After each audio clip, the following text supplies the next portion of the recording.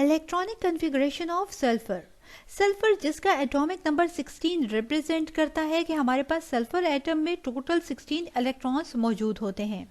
इन 16 electrons की subshell में filling करते हैं और हम जानते हैं कि सल्फर की इलेक्ट्रॉनिक कन्फिग्रेशन क्या है। सबसे पहले हमारे पास 1s सबशेल में 2 इलेक्ट्रॉन्स अकोमोडेट कर सकते हैं। देन 2s सबशेल आता है, 2s में अगेन 2 इलेक्ट्रॉन्स अकोमोडेट कर सकते हैं। इसके बाद हमारे पास 2p सबशेल में मैक्सिमम 6 इलेक्ट्रॉन्स अकोमोडेट कर सकते हैं। फिर इसके बाद 3s सबशेल आता है, 3s सबशेल में हमारे पास 2 इलेक्ट्रॉन्स अकोमोडेट कर सकते हैं।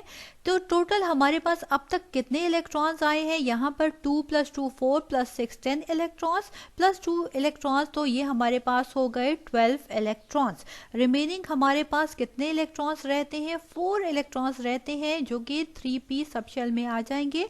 जैसे कि हम जानते हैं कि p सबशेल में मैक्सिमम 6 इलेक्ट्रॉन्स अकोमोडेट कर सकते हैं और यहाँ पर 4 इलेक्ट्रॉन्स हैं, सो 4 इलेक्ट्रॉन्स 3p सबशेल में आ जाएंगे। सो इस तरह से सल्फर की कन्फिग्रेशन कुछ इस तरह हो जाएगी 1s2 2s2 2p6 3s2 and 3p4।